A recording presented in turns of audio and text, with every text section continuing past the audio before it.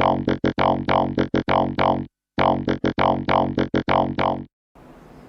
everyone, this is Gaurav Khanna sir from Commerce Mantra.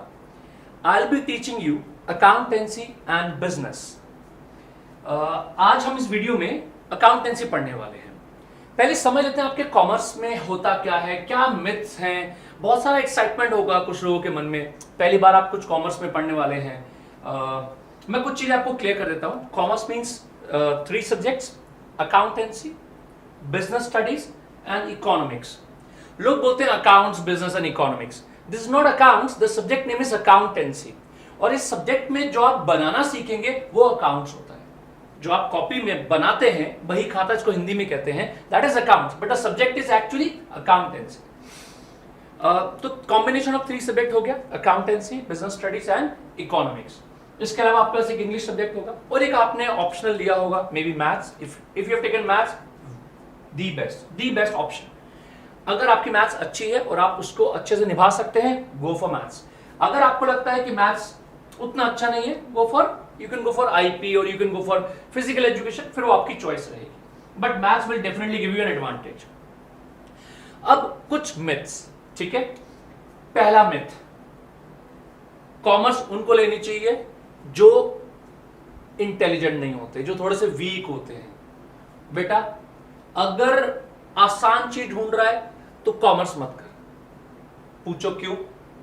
क्योंकि commerce का आपको A to Z कुछ भी आपने 10 तक नहीं पढ़ा. I will suggest go for science.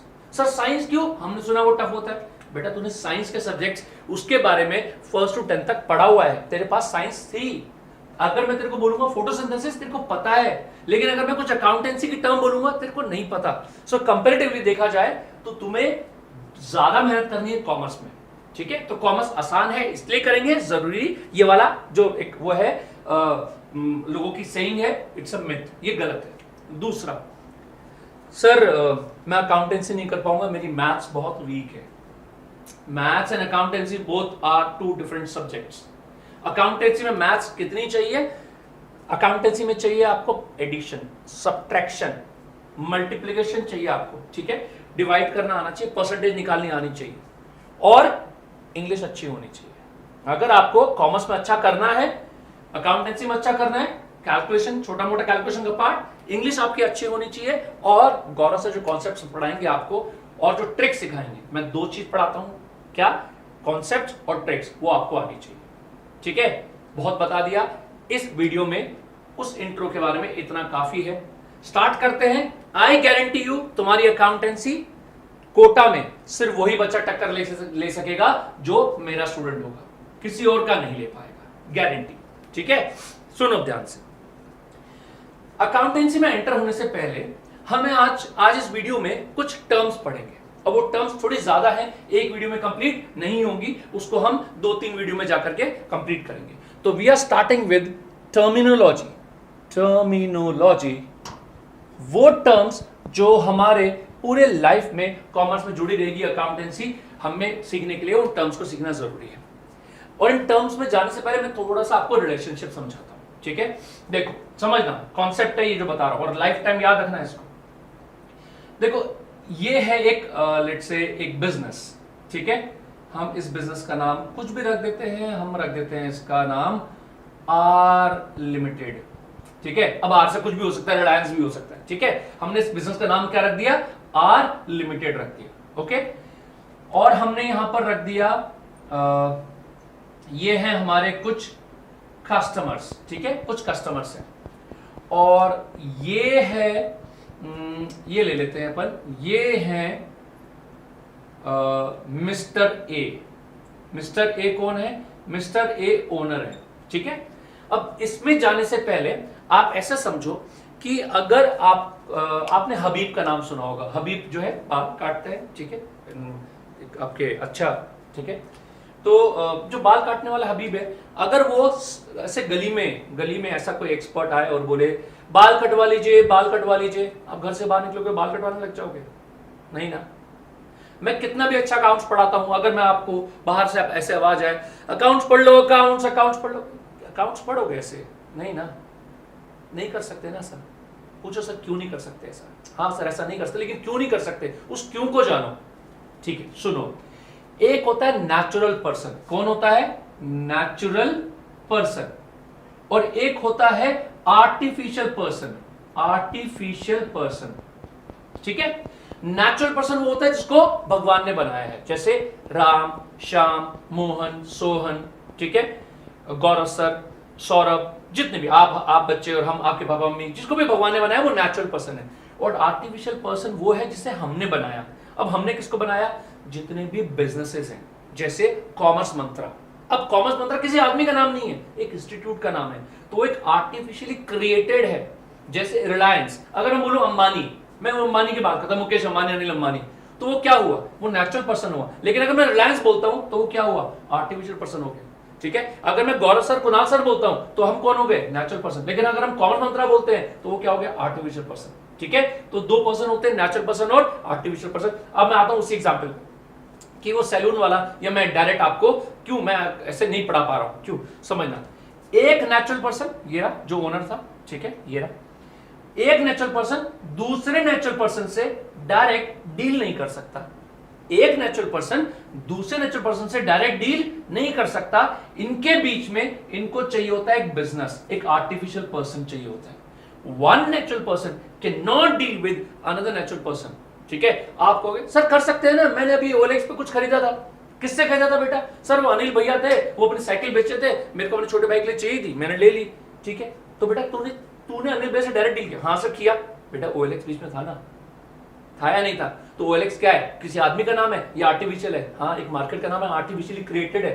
तो दो नेचुरल पर्सन आपस में डील नहीं कर सकते। इनके बीच में इसको कौन चाहिए होता है? एक बिजनेस चाहिए होता है, यानी आर्टिफिशियल पर्सन चाहिए होता है, ठीक है। अब अकाउंट्स पढ़ने का पहला नियम याद रख लो, दिमाग में रख लो। मैं कभी भी आपसे पूछूं, ऑनलाइन में आपका टेस्ट हो या ऑफलाइन में, कभी भी आपसे पूछूं, शादी में मिल गए गौरव सर से और मैंने पूछा बेटा इधर चल बता तू कौन है, तू ओनर है या तू बिजनेस है? यानी मैं पूछ रहा हूं तो नेचुरल पर्सन या आर्टिफिशियल पर्सन में से पूछ रहा हूं, are you an owner of the business और आर यू अ बिजनेस? तो आपको याद रखना है कि आप कहोगे सर मैं ओनर नहीं हूं, मैं एक बिजनेस हूं।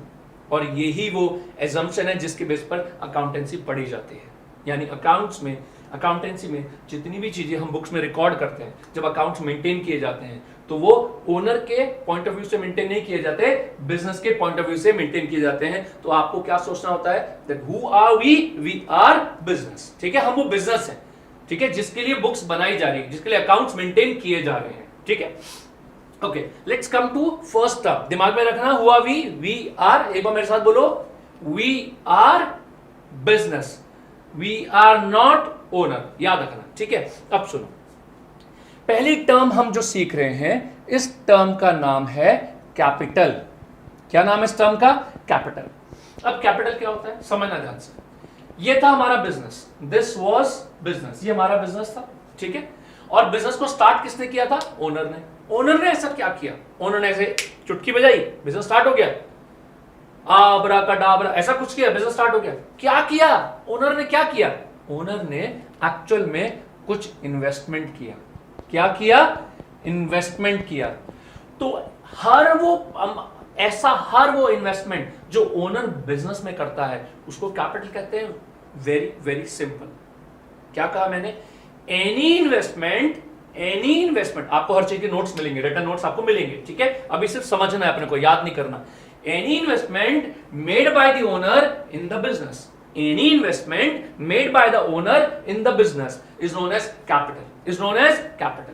अब वो किसी भी फॉर्म में हो सकता है, वो कैश की फॉर्म में हो सकता है या वो किसी और काइंड की फॉर्म में हो सकता है। जैसे मान लो जब कॉमर्स मंत्रा मैंने स्टार्ट किया था तो मैंने 2 लाख रुपीज से स्टार्ट किया था। 2 लाख रुपीज के साथ साथ मेरे पास 3 चेयर पड़ी हुई थी, कॉस्टिंग 10,000। 2 लाख रुपीज कैश और 3 चेयर थी जिसकी कॉस्ट थी टोटल 10,000। इनको मैंने बिजनेस में लगा दिया और बिजनेस स्टार्ट कर दिया। तो मेरा जो कैपिटल इन्वेस्टमेंट कहलाएगा बिजनेस के अंदर, क्या वो 2 लाख का कैश होगा या वो चेयर की वैल्यू 2,10,000 हम मिलाकर के गिनेंगे? टोटल गिनेंगे, 2,10,000। हर वो इन्वेस्टमेंट या कैश में या काइंड के फॉर्म में जो एक ओनर किसमें लगाता है? बिजनेस में, ठीक है। अब मैं तुमसे पूछता हूं एक क्वेश्चन, कैपिटल जाता है या आता है? कैपिटल जा रहा है या आ रहा है? सोच लो। अगर आपने सोचा है कि कैपिटल जा रहा है तो आप गलत हैं। एक्चुअल में कैपिटल आपके पास आता है। सर हमारे पास कैसे आता है? वी आर बिजनेस, और ओनर ने बिजनेस को कैपिटल दिया था, पैसा दिया था। तो बिजनेस के पॉइंट ऑफ व्यू सोचो, कैपिटल आपके पास आया है, ठीक है, आपके पास पैसा दिया, इस पैसे से आप गुड्स खरीदोगे, इनसे कस्टमर से डील करोगे, प्रॉफिट कमाओगे, और वो प्रॉफिट कमा के वापस ओनर को दे दोगे। Got the point? इतनी सी एक सिंपल सी एक लाइफ साइकिल होती है, ठीक है। सो कैपिटल का मतलब क्या हुआ? The total investment done by the owner in the business, that is known as capital. उसको हम कैपिटल कहते हैं। इतना समझ में आ गया आपको, ठीक है। अब हम चलते हैं, कैपिटल के कुछ काइंड्स भी होते हैं, अभी हम उनमें डीप में इस वाली वीडियो में नहीं जाएंगे, कैपिटल के काइंड्स नहीं पढ़ेंगे, थोड़ा सा हम पहले हम समझ लें, बेसिक्स बना लें, ठीक है। सेकेंड टर्म जो आज हम सीख रहे हैं, इसका नाम है लायबिलिटी। क्या नाम है? लायबिलिटी। बहुत ध्यान सुनना, ठीक है। Okay, liability. अब लायबिलिटी का मतलब क्या होता है? लायबिलिटी का मतलब होता है कोई भी ऐसा ड्यूज, क्या कहा मैंने? कोई भी ऐसे ड्यूज, कोई भी ऐसे डेट्स, कोई भी ऐसे ऑब्लिगेशंस, ठीक है, any dues, any debts, any obligations, any kind of loans, any kind of loan which is taken by the business, business ने लिए, हाँ, ओनर का कोई सेंस सीन नहीं है, ओनर ने पैसा लगा दिया, बात खत्म, क्योंकि अकाउंटेंसी तो उनकी मेंटेन होगी। बिजनेस ने अगर किसी से भी लोन लिया हुआ है, किसी से ड्यूज लिए हुए हैं, किसी के डेट्स है हमारे ऊपर, किसी की ऑब्लिगेशंस है, और वो हमें टू पे बैक, हमें उसको क्या देना है? We have to pay back, उसको हम बोलते हैं लायबिलिटी। क्या बोलते हैं? लायबिलिटी। सर कैसे याद रहेगा? बहुत सिंपल है बेटा, लायबिलिटी को याद रखने के लिए याद रखना, ल, क्या कहा मैंने? ल, ल से लायबिलिटी, ल से लौटाना है, ल से लायबिलिटी, ल से लौटाना है। हर वो चीज जो लौटानी है, हर वो चीज जो लौटानी। अच्छा मैं तेरे से पूछता हूं, लॉकडाउन से पहले क्या ऐसा था कि तूने किसी अपने दोस्त से कोई पेन ड्राइव ले ली हो, कुछ बुक ले ली हो, स्कूल से लाइब्रेरी की बुक ले रखी हो, क्या वो आपकी है या आपको लौटानी है? आपने लौटानी है, दैट्स नॉट योर्स, ठीक है। So that is a due, वो आपके ऊपर एक ऑब्लिगेशन है, आपको you need to pay back, you need to return it to someone, so that is a liability. So याद रखना, ल से लायबिलिटी, ल से लौटाना है, ठीक है। अब लायबिलिटी की कुछ टाइप्स है जो हमें अभी पढ़नी होंगी। देखो अब कि लायबिलिटी की टाइप्स क्या होती है। लायबिलिटी टाइप्स 3, 3 टाइप की लायबिलिटी होती है। Let's start one by one. पहली लायबिलिटी को बोलते हैं हम फिक्स्ड लायबिलिटी। क्या बोलते हैं? फिक्स्ड लायबिलिटी, ठीक है। Second liability and very important liability is known as current liability, ठीक है। इनके जो कॉन्सेप्ट्स, इनके जो क्वेश्चन है, सिर्फ 11th में नहीं, आपके 12th में, आपके सीनियर क्लास में, जितने भी आप आगे प्रोफेशनल पढ़ाई करते रहेंगे, हर जगह काम आएगा। Fixed liability, current liability, and number 3rd is contingent liability. Contingent liability, बच्चे 11th पढ़ के 12th में पहुंच जाते हैं, उनको ये पता नहीं होता कंटिंजेंट लायबिलिटी होता क्या है। एनीवेज आपको पता होगा, ठीक है। सुनना ध्यान से, अकाउंट्स में अगर हम टर्म की बात करते हैं, टर्म, टाइम पीरियड की, तो 2 टाइम पीरियड होते हैं, शॉर्ट टर्म और लॉन्ग टर्म। क्या होता है? शॉर्ट टर्म और लॉन्ग टर्म। लेकिन अगर हम बिजनेस स्टडीज या इकोनॉमिक्स की बात करते हैं तो नॉर्मली 3 टर्म होते हैं, शॉर्ट टर्म, मीडियम टर्म और लॉन्ग टर्म। एनीवेज हम अकाउंट्स कर रहे हैं तो 2 ही टर्म होंगे, शॉर्ट टर्म और लॉन्ग टर्म। अब शॉर्ट टर्म लॉन्ग टर्म कैसे होता है? वो हर वो चीज जो लेस देन 1 ईयर के लिए होती है, अप टू अ ईयर, उसको हम शॉर्ट टर्म बोलते हैं, ठीक है। और ऐसी चीज जो मोर देन अ ईयर के लिए होती है, उसको हम लॉन्ग टर्म बोलते हैं। मैंने आपको बोला था लायबिलिटी का मतलब क्या होता है। लायबिलिटी का मतलब होता है, ल से याद रखना, ल से लायबिलिटी और ल से लौटाना। हर वो चीज जो आपने लौटानी है, आपकी नहीं है वो। आप कौन हो? आप एक बिजनेस हो और वो आपके पास आई हुई है और आपको वापस करनी है। जैसे आप गए किसी सप्लायर से, आप क्रेडिट पे गुड्स खरीद के लेके आ गए, क्रेडिट पे आपने पेमेंट नहीं किया, आप गुड्स खरीद के लेके आ गए, ठीक है। क्या इसका पेमेंट आपको करना है? हाँ सर करना है, तो बेटा ये लायबिलिटी हो गई, ठीक है। सर कौन सी लायबिलिटी हुई? बेटा पेमेंट कब करना है, याद कर, कब करना है, क्या पूछ के लेके आया था उससे? सर मैंने उसको बोला था कि पेमेंट मैं उसको 4 मंथ्स में दे दूंगा। 4 मंथ्स बोला था ना, क्या ये लेस देन 1 ईयर हुआ? हाँ सर हुआ, तो बेटा ये करंट लायबिलिटी है। क्या है ये? Current liability. अच्छा सर, अगर मान लो मैं बैंक से लोन लेता हूं और बैंक को बोलता हूं कि मैं आपका लोन जो है लेट्स से 2 इयर्स के बाद वापस कर दूंगा, 5 इयर्स के बाद वापस कर दूंगा, तो उसका मतलब वो लॉन्ग टर्म हो जाएगा, तो उसका मतलब फिक्स लायबिलिटी बोलेंगे। हाँ बेटा ऐसा ही होगा। इन दोनों को वापस समझ लीजिए एक बार। फिक्स लायबिलिटी वो लायबिलिटी होती है जिसको पे करने के लिए आपके पास मोर देन अ ईयर का टाइम होता है, मोर देन अ ईयर का टाइम होता है, उसको हम फिक्स लायबिलिटी कहते हैं। करंट लायबिलिटी वो लायबिलिटी होती है जिसको पे करने के लिए आपके पास लेस देन 1 ईयर का टाइम पीरियड होता है। ठीक है, नीड्स टू बी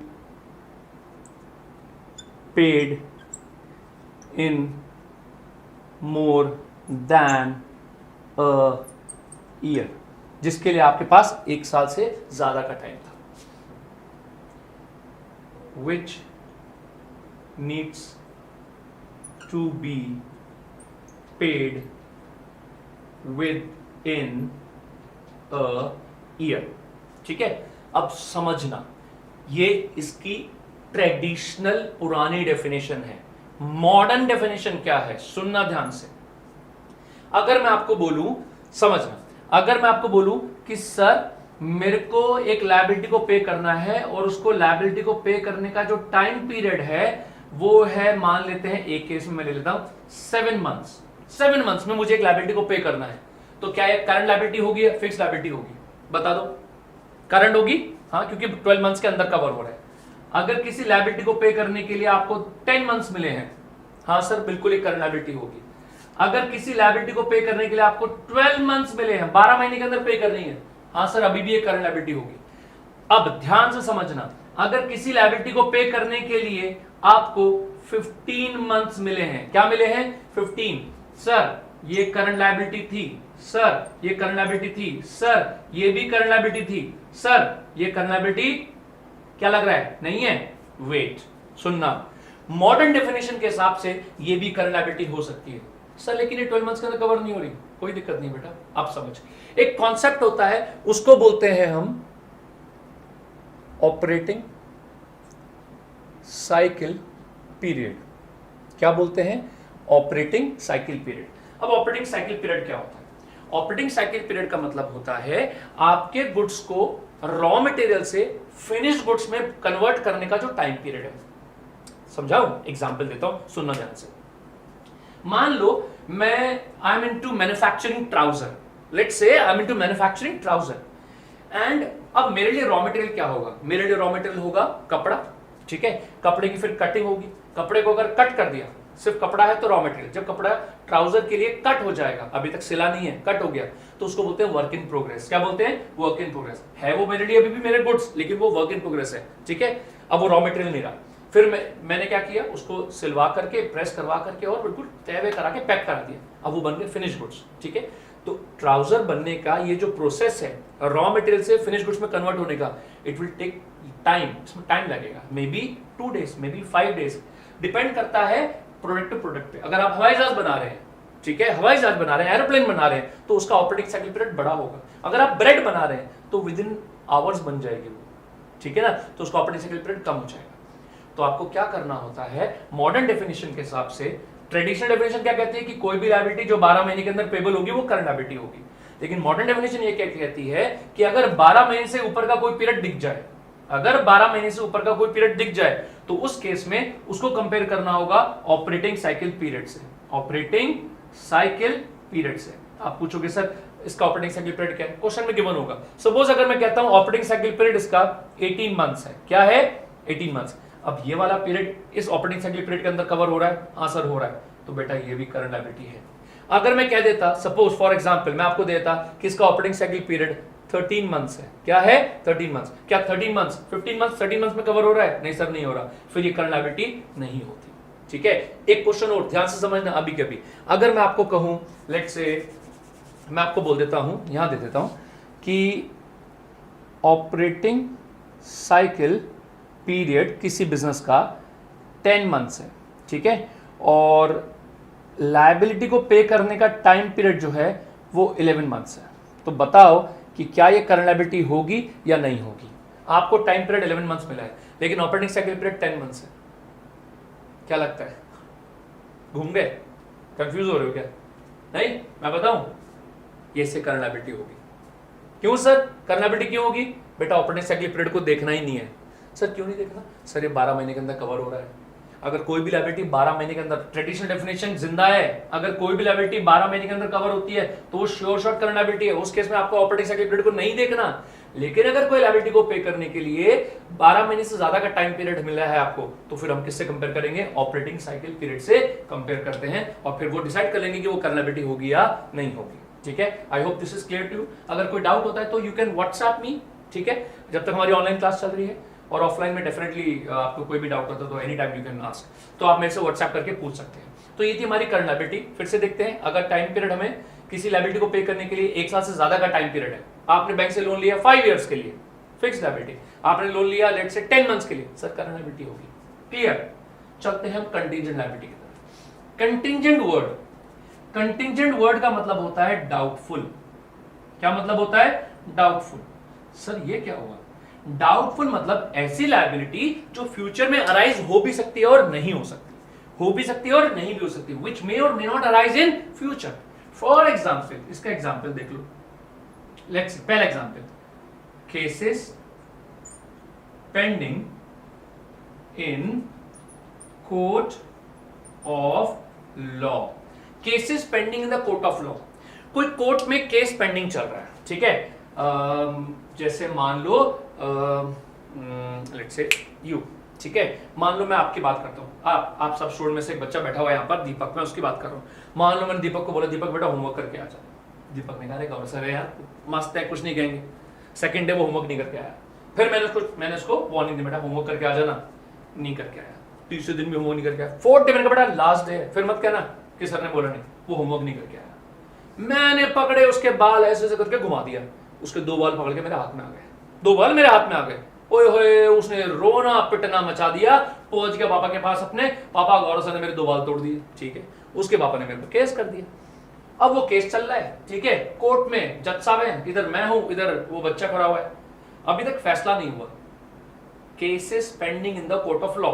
अब वो अगर मेरे अगेंस्ट होगा, उन्होंने केस कर दिया, 2 लाख रुपए देने पड़ेंगे, 2 बाल 2 लाख रुपए देने पड़ेंगे, ठीक है। अब मान लो कि अगर मेरे खिलाफ फैसला हुआ तो मुझे 2 लाख देने हैं, लेकिन अगर मेरे फेवर में हुआ, अरे यार चल यार गौरव सर ही तो है यार, इतना पढ़ाता है बंदा यार, अगर प्यार भी करता है, अगर मार भी दे तो क्या हुआ यार, तेरे फायदे के लिए, ठीक है, और तू होमवर्क भी तो नहीं कर रहा था, ठीक है, तो अगर मेरे फेवर में हुआ तो मुझे नहीं देना होगा। तो श्योर लायबिलिटी नहीं थी ना, डाउटफुल थी ना, which may or may not arise in future, जो फ्यूचर में अराइज हो भी सकती है या नहीं हो सकती। सेकंड एग्जांपल एक और समझ लो, उसका याद रख लेना सारे एग्जांपल, ठीक है।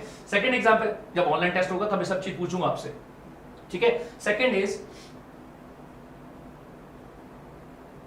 गारंटीज अंडरटेकन, ठीक है। अब गारंटीज अंडरटेकन क्या है? यू दीपक, ठीक है, दीपक को लेते हैं वापस से। दीपक ने बोला, बोले सर गौरव सर और प्लीज मेरी हेल्प कर दो। मैंने कहा क्या? बोले गौरव सर मैं ना गाड़ी खरीद रहा था। मैंने कहा फिर? बोले मैं शोरूम पे गया। मैंने कहा फिर? बोले सर मैं लूना ले रहा था, लूना है ना, लूना मोपेड। अरे यार फिर क्या हुआ बेटा? बोले गौरव सर वहां पर गया तो मैंने उनको बोला फाइनेंस पे लेनी है, 12,000 की है आपकी लूना, तो मैं 1,000 करके हर महीने दे दूंगा। उन्होंने कहा ठीक है लेकिन गारंटी ले आओ। तो दीपक वहां पर कंफ्यूज हो गया। दीपक ने बोला सर गारंटी किसकी? उनसे पूछा शोरूम वाले से, उन्होंने बोला कोई इंटेलिजेंट स्मार्ट हैंडसम बंदा हो उसको ले आओ। तो बोले गौरव सर मैं आपके पास आ गया हूँ, आप प्लीज मेरी गारंटी दे दो।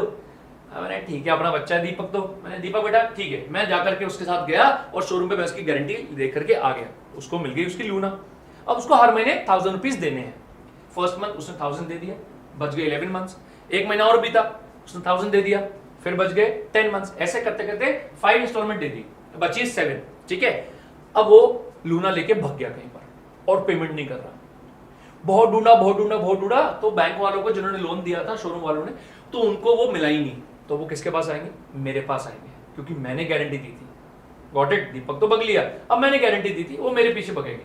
तो वो मेरे पास आएंगे, सर आप पेमेंट दो, तो मुझे देना पड़ेगा। अगर दीपक उनको पेमेंट देता रहता तो मेरे ऊपर लायबिलिटी नहीं आती। अगर दीपक पेमेंट देना बंद कर देगा तो लायबिलिटी मेरे ऊपर आ जाएगी। डाउटफुल है, श्योर शॉट नहीं है, इट मे और may not arise in future, ठीक है।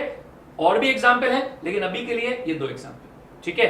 आज एक टर्म और सीखेंगे अपन, बहुत बड़ी टर्म है, उसका एक पार्ट सीखेंगे अपन। कौन सी? ये देखिए, term number 3 and very important term, assets. बोल लो एक बार, नहीं तो अगर गलत बोलोगे तो बाद तक गलत बोलने की आदत पड़ रहेगी। असेट्स बोलते हैं लोग, एसेट्स। क्या बोलते हैं? एसेट्स। अब एसेट्स क्या होता है? याद रखना, एसेट स्टार्ट होता है अ से, हिंदी लेटर अ, ए से असेट्स, ठीक है, और अ से अपना। जैसे लायबिलिटी में क्या रूल लगाया था, क्या ट्रिक लगाई थी, ल से लायबिलिटी ला से लौटाना, ये उल्टा हो गया, अ से एसेट्स अ से अपना, यानी वो चीज जो हमारी अपनी है। सर हम कौन, बेटा हम बिजनेस। अब बिजनेस के पास अपना क्या क्या होता है, उसके पास बिल्डिंग होती है, उसके पास लैंड होता है, उसके पास मशीन्स होती हैं, फर्नीचर होता है, इक्विपमेंट्स होते हैं, एसी होता है, किसी भी शोरूम में जाकर के देख लीजिए, ठीक है। रिलायंस की बात कर लेते हैं, ठीक है, या हम बात कर लेते हैं टाटा की बात कर लेते हैं, उनके पास जितनी भी मशीन, टूल्स, इक्विपमेंट्स, प्लांट, जितनी भी चीजें उनके पास खुद की हैं, अपनी हैं, वो एसेट्स है। तो एसेट्स है क्या, एसेट्स का मतलब होता है all valuable property, all valuable property which are owned by a business। यही तो हो आप, बिजनेस ही तो हो आप, ओनर नहीं लिखेंगे। All valuable property which are own by a business, ऐसी हर वैल्यूएबल प्रॉपर्टी जो बिजनेस क्या करता है, ओन करता है। For example cash, bank balance, land and building, furniture and fixture. Furniture आपने सुना होगा, फिक्सचर्स, फिक्सचर्स यहां लिख देता हूं, फिक्सचर्स। फिक्सचर्स क्या होता है बेटा, फिक्सचर्स का मतलब होता है वो चीज जिसको हम अलग से फिक्स करते हैं। तुम्हारे घर में सोफा है, वो फर्नीचर है, बेड है, वो क्या है, फर्नीचर है, दरवाजे हैं, हाँ है सर, ऑब्वियसली है, तो बेटा वो फर्नीचर है, लकड़ी के है ना, फर्नीचर है क्या, नहीं सर, फिक्सचर है वो, उसको अलग से फिक्स किया हुआ है। ट्यूबलाइट दिख रही है, अलग से फिक्स किया हुआ है, एसी दिखता है, अलग से फिक्स किया हुआ है, ठीक है। क्लासेस में आप जाते हो तो व्हाइट बोर्ड देखते हो, अलग से फिक्स किया होता है, उसको कहते हैं फिक्सचर्स। खिड़कियां, फिक्सचर्स, फर्नीचर में नहीं आती वो, ठीक है। So cash, bank, land and building, furniture, fixtures. Plant and machinery, कोई भी प्लांट, कोई भी मशीनरी जिनके पास होता है, ठीक है। स्टॉक, जो इनके पास गुड्स पड़े हुए हैं, एक्सेट्रा, बहुत सारी चीजें, और भी बहुत कुछ होता है, ठीक है। जितनी भी वैल्यूएबल प्रॉपर्टी होती है जो कौन ओन करता है, which are owned by business, that is known as assets, ठीक है। अब एसेट्स के कुछ टाइप्स होते हैं, ठीक है। अब आता है टाइप्स ऑफ एसेट्स। अब एसेट्स के सारे टाइप तो आज के वीडियो में नहीं हो पाएंगे, लेकिन हम दो मेजर टाइप आज कर रहे हैं, ठीक है। देखिएगा ध्यान से, पहला tangible assets, second intangible assets, ठीक है। टेंजिबल एसेट्स का मतलब होता है वो एसेट्स या वो प्रॉपर्टी जिसकी फिजिकल फॉर्म होती है, जिसकी फिजिकल फॉर्म होती है, विच कैन बी सीन, जिसको हम देख सकते हैं, which can be touched. Intangible assets की फिजिकल फॉर्म नहीं होती, they can't be seen, they can't be touched, they can only be felt, उनको सिर्फ फील किया जा सकता है, ठीक है। जैसे अगर मैं बोलूं कार, किसी बिजनेस के पास कार है, कार की एक फिजिकल फॉर्म है, हमें दिखती है, हम उसको टच कर सकते हैं, तो वो टेंजिबल एसेट कहलाएगा, ठीक है। जैसे मैं बोलूं कैश, टेंजिबल एसेट है। जैसे अगर मैं बोलूं land and building, tangible asset है। Furniture and fixtures, tangible asset है। सर ये सारे टेंजिबल ही हैं क्या, ये सारे टेंजिबल हैं, हाँ ये सारे टेंजिबल हैं। तो इंटेंजिबल कौन सा हुआ, सुनना ध्यान से। इंटेंजिबल एसेट का एग्जांपल दे रहा हूं आपको मैं, फॉर एग्जांपल गुडविल। आप कॉमर्स में, हमारी दो ब्रांचेस हैं, ठीक है, तलवंडी और गुमानपुरा में। तो जब आप वहां आएंगे, कभी कोई आया हो या किसी के ब्रदर कोई आया हो, ठीक है, तो जब भी आप आएंगे आपको आने का मौका लगेगा ऑफलाइन क्लासेस में, जो आप स्टार्ट करेंगे तो आप देखेंगे कि वहां पर बहुत सारे आपको एसेट दिखाई देंगे, उन सबकी फिजिकल फॉर्म है, आप देख सकते हैं उनको, तो वो क्या है, वो हमारे टेंजिबल एसेट्स हैं, ठीक है। अरे यार गौरव सर अकाउंट्स क्या पढ़ाते हैं यार, क्या एग्जांपल देते हैं, क्या समझाते हैं वो यार। अब यार ये वाली चीज जो है ना, ये मुझे दिखता नहीं है, फील होता है। इट इज माई गुडविल, ये मेरी गुडविल है, it's my good name, it's my reputation, और इससे मुझे क्या होता है, माउथ टू माउथ पब्लिसिटी होती है, that gives me business, that gives me revenues, ठीक है, दैट गिव्स मी इनकम। क्या ये मुझे बेनिफिट, एसेट का मतलब हर चीज, वैल्यूएबल प्रॉपर्टी जो भी आप ओन करते हो या वो आपको बेनिफिट दे, क्या दे, बेनिफिट देती है। क्या गुडविल से मुझे बेनिफिट मिलता है, हाँ मिलता है, लेकिन क्या मेरी गुडविल, गुडविल मतलब गुड नेम और रेपुटेशन ऑफ अ बिजनेस और अ पर्सन, तो मेरी गुडविल मुझे दिखाई देती है या सिर्फ फील होती है, फील होती है, ये होता है इंटेंजिबल एसेट, ठीक है। गुडविल। पेटेंट्स, पेटेंट मतलब किसी टेक्नोलॉजी को बनाने का राइट ले लेना, किसी टेक्नोलॉजी को, आपने कोई टेक्नोलॉजी बनाई, अब वो टेक्नोलॉजी सिर्फ जैसे सपोज करो let's say Activa, Honda Activa. अब होंडा एक्टिवा जो पेटेंट है, जो डिजाइन है, जो टेक्नोलॉजी है, वो सारा का सारा किसने, होंडा ने अपने नाम पर पेटेंट करा लिया, ठीक है। अब वो चीज कोई और यूज नहीं कर सकता। अब ये चीज आपको फील होती है, अरे यार ये तो मेरे पास है, ये हक सिर्फ मेरे पास है, nobody else can use that, so that is known as patent, ठीक है। गुडविल, पेटेंट, ट्रेडमार्क, ट्रेडमार्क मतलब ट्रेड जिस फील्ड में आप काम करते हो, मार्क मतलब आपका लोगो। जैसे कॉमर्स मंत्रा, ये नाम अगर मैं बात करूं तो Commerce Mantra can not be used by any other person in our trade. हमारा ट्रेड कौन सा है, एजुकेशन। एजुकेशन फील्ड में कॉमर्स मंत्रा वाला जो नाम है वो कोई और यूज नहीं कर सकता, क्योंकि वो हमने हमारे नाम पर क्या कर रखा है, ट्रेडमार्क। अब ये राइट हमें मिला हुआ है गवर्नमेंट की तरफ से, गवर्नमेंट साहब आप यूज कर सकते हो, कुणाल सर आप यूज कर सकते हो, और कोई यूज नहीं कर सकता। Got the point. तो वो सिर्फ हम यूज कर सकते हैं, that is a right with us, वो हमें फील होता है। तो दैट इज वन और मोर एग्जांपल ऑफ कौन सा, intangible asset. Goodwill, patent, trademark. One more, copyright. Copyright जैसे कि बुक्स, ठीक है, जैसे कि मूवीज की सीडीज आप कहीं और से कॉपी करके निकाले तो पायरेसी होती है ना। कॉपीराइट मतलब जिस पब्लिशर को, जिस म्यूजिक इंडस्ट्री को, जिस कंपनी को कॉपीज निकालने का राइट दिया हुआ है, वो एक इंटेंजिबल एसेट है उसके लिए, ठीक है। आज के वीडियो में इतना ही करेंगे। टाइप्स ऑफ एसेट स्टार्ट करेंगे हमारे सेकंड वीडियो में। आप ये वाला वीडियो वापस से दोबारा देखिएगा, जो भी इसमें शॉर्ट नोट्स हैं लिख लीजिएगा, आपको फेयर नोट्स मिलेंगे बाद में, जब सारा पूरा टॉपिक, पूरा टर्मिनोलॉजी के सारे वीडियोस कंप्लीट हो जाएंगे। ख्याल रखिएगा अपना। गौरव सर के साथ थे आप वीडियो नंबर 1 में, मिलेंगे आपसे वीडियो नंबर 2 में। तब तक take care guys and bye bye.